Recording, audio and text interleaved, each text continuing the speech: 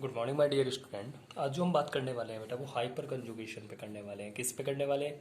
Hyper conjugation. अगर हम hyper conjugation की बात करते हैं, किसकी बात करते हैं? हाइपर कॉन्जुगेशन की बात करते हैं। तो हाइपर कॉन्जुगेशन में क्या होता है बेटा? देखिए यहाँ पे आपको इसकी दो एप्लीकेशंस को बहुत अच्छे से याद रखना है। किसको याद रखना है बेटा?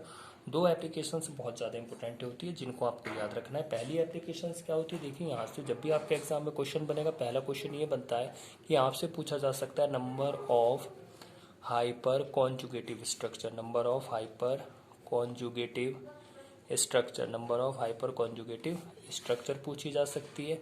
और बेटा सेकंड पॉइंट जो आपसे पूछा जा सकता है वो क्या पूछा जा सकता है? स्टेबिलिटी। क्या पूछी जा सकती है?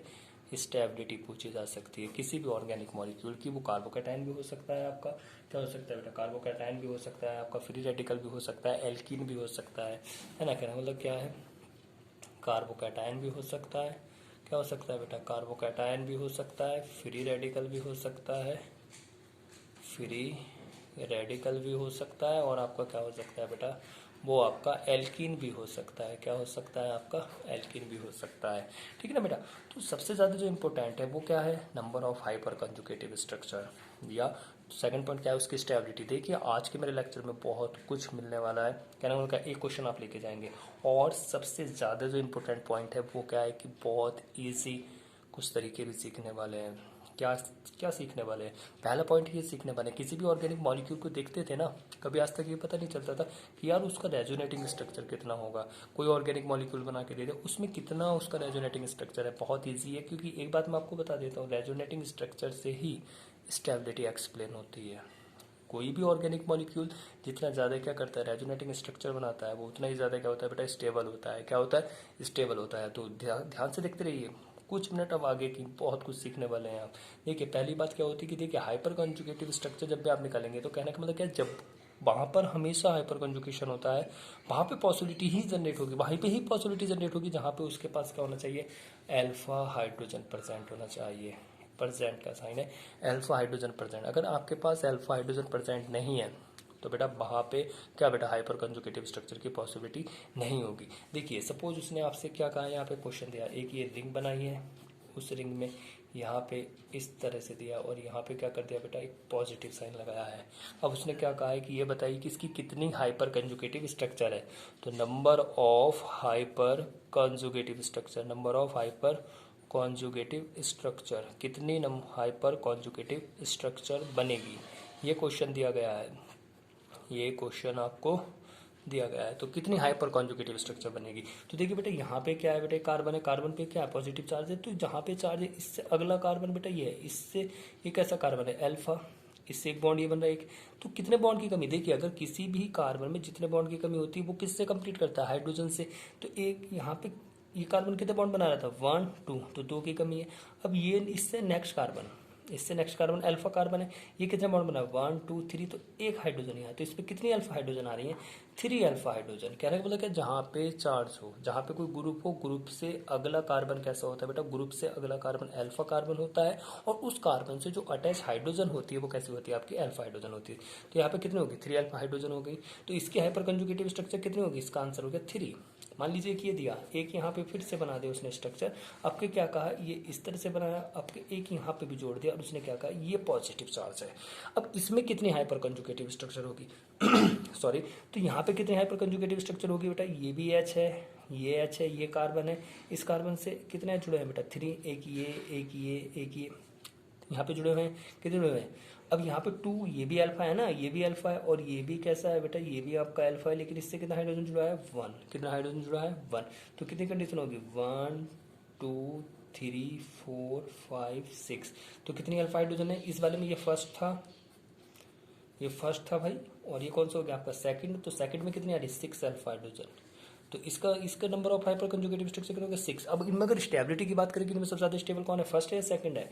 तो स्टेबिलिटी क्या हो जाएगी? स्टेबिलिटी क्या हो जाएगी? स्टेबिलिटी क्या होगी बेटा? सेकंड की ज़्यादा होगी, किससे? फर्स्ट से। बहुत बहुत इंपॉर्टेंट है बेटा, ये क्वेश्चन बहुत बहुत इंपॉर्टेंट है, इसको आप बहुत अच्छे से पढ़ के जाइए। Number of hyper conjugative structure बहुत बार पूछा जाता है, यहाँ आपको इस तरह से दे देगा और आपसे कहेगा, क्या कहेगा बेटा कि इनमें सबसे ज़्यादा स्टेबल कौन है। तो number of alpha hydrogen is directly proportional stability, जहाँ पे अल्फा हाइड्रोजन ज़्यादा होंगे, जहाँ पे क्या होगा बेटा अल्फा हाइड्रोजन ज़्यादा होंगे, वहाँ पे क्या होगा हाइपर कॉन्जुगेटिव स्ट्रक्चर ज़्यादा होगी, और जहाँ पे हाइपर कॉन्जुगेटिव स्ट्रक्चर ज़्यादा होगी वहाँ पे स्टेबिलिटी भी ज़्यादा ही होगी। ओके, समझ रहे हैं ना आप।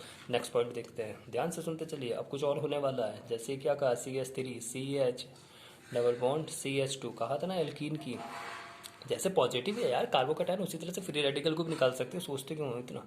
अब CH3 CH double bond CH2 एक ये दिया है, एक ये दिया है CH3 CH, है ना बेटा, ये कर लेते हैं। अब थोड़ा सा और अच्छा कर दूँ, CH2 double bond CH single bond CH double bond CH2, ये हो गया। अब इसने क्या कहा, ये फर्स्ट है ये सेकंड है, थोड़ा छोटा लग रहा है तो एक और बढ़ा देते हैं, CH2 double bond CH single bond CH double bond CH single bond CH double bond CH2, ऐसे कर लेते हैं इसको थर्ड। अब आपसे कहे कि इनमें सबसे ज़्यादा स्टेबल कौन है, इनमें सबसे ज़्यादा स्टेबल कौन है, तो कैसे करेंगे, अरे बहुत आसान है यार, रेजोनेटिंग स्ट्रक्चर निकालना सीखो। क्या निकालना सीखो, रेजोनेटिंग स्ट्रक्चर। रेजोनेटिंग स्ट्रक्चर क्या होती है, डायरेक्टली प्रोपोर्शनल होती है किसके, स्टेबिलिटी के।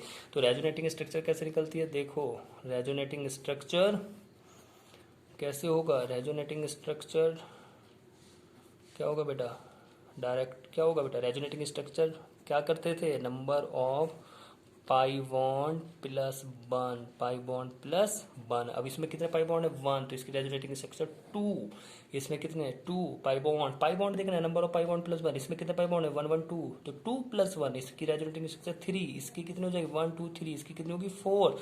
तो सबसे ज्यादा किसमें है, जिसमें अब resonating structure number of pi bond plus one और resonating structure directly proportional stability. बन गई बात, बन गई सर, बननी थी, मैंने कहा था ना बननी बननी थी बात। हो गया क्वेश्चन, हो गया। तो बहुत अच्छे से ये वाला फॉर्मूला बहुत बहुत बहुत इंपॉर्टेंट है, ये वाला भी बहुत इजीली तरीका था, ये भी बहुत इजीली तरीका था। आगे बहुत कुछ होने वाला है, ऑर्गेनिक में तो होने ही वाला है। सबसे फेवरेट, सबसे ज़्यादा फेवरेट मेरा क्या है बेटा, जो पर्सनल फील्ड है, जो सबसे ज़्यादा केमिस्ट्री में फील्ड है, इनऑर्गेनिक केमिस्ट्री, सबसे ज़्यादा इंटरेस्टेड। कोई बात नहीं, ऐसा नहीं है ऑर्गेनिक नहीं है, ऑर्गेनिक भी बहुत, लेकिन सबसे ज़्यादा जो इंटरेस्ट है, जहाँ पे मेरे फंडे बहुत हैं, कॉन्सेप्ट बहुत हैं, वो इनऑर्गेनिक केमिस्ट्री में चलता है, दौड़ता है। कोई बात नहीं, आगे देखते हैं। तो ये क्या हो जाएगा बेटा, आप इसको निकाल सकते हैं, ठीक है। अब इसमें आगे हमें क्या बात करनी है, देखिए यहाँ पे हाइपर कंजुगेशन में मैं फिर से बोल रहा हूँ, तीन बातें याद रखिए। क्या बात याद रखनी है, पहले तो ये रखिए कि हाइपर कंजुगेशन की पॉसिबिलिटी वहाँ पर है जहाँ पे अल्फा हाइड्रोजन प्रेजेंट होनी चाहिए। दूसरा, आपसे क्वेश्चन कहाँ से पूछा जाएगा, कहाँ पे number of hyper conjugative structure है, कितना number of hyper conjugative structure वो बनाएगा। और तीसरा, स्टेबिलिटी, स्टेबिलिटी बहुत ज़्यादा इंपॉर्टेंट होती है। तो अगर इस तरह से पॉजिटिव या फ्री रेडिकल की बात आ रही है तो आप बहुत आसानी से उसको कर सकते हैं।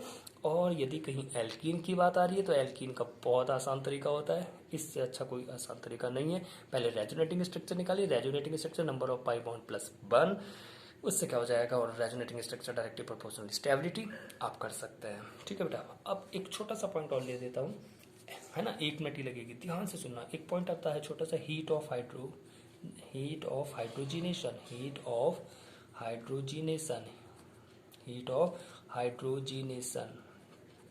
अब इसमें भी कभी कभी डिक्रीजिंग या इंक्रीजिंग ऑर्डर पूछ लेता है। मान लीजिए सपोज मैंने इस तरह से आपको एक स्ट्रक्चर बना के दिया, देखो ध्यान से देखो, एक ही दे दिया, बस समझने में आना चाहिए यार, ये कोई ज़रूरी नहीं होता है यार चौधरी सर तो बड़े छोटे से लेक्चर बनाते हैं, उससे क्या करेंगे, कोई बात नहीं, कौन सा इफेक्ट पड़ रहा है, छोटा हो या बड़ा हो लेक्चर, इससे कोई फर्क नहीं पड़ता है। फर्क किससे पड़ता है कि यार जो बोला है वो कॉन्सेप्ट क्लियर हुआ है या नहीं हुआ है, या वो चौधरी सर आए 1 घंटे तक बोल के चले गए, यही पता नहीं चला कि क्या बोला था। तो कॉन्सेप्ट क्या है वो सीखना सीखो। देखो अब यहाँ पे हीट ऑफ हाइड्रोजनेशन है, फर्स्ट है सेकंड है। देखिए बेटा हम तो एक ही बात जानते हैं, heat of hydrogenation directly proportional resonating structure, और रेजोनेटिंग स्ट्रक्चर जिसका ज़्यादा होगा वही क्या होगा, उसकी ही हीट ऑफ हाइड्रोजनेशन क्या होगी बेटा, ज़्यादा होगी।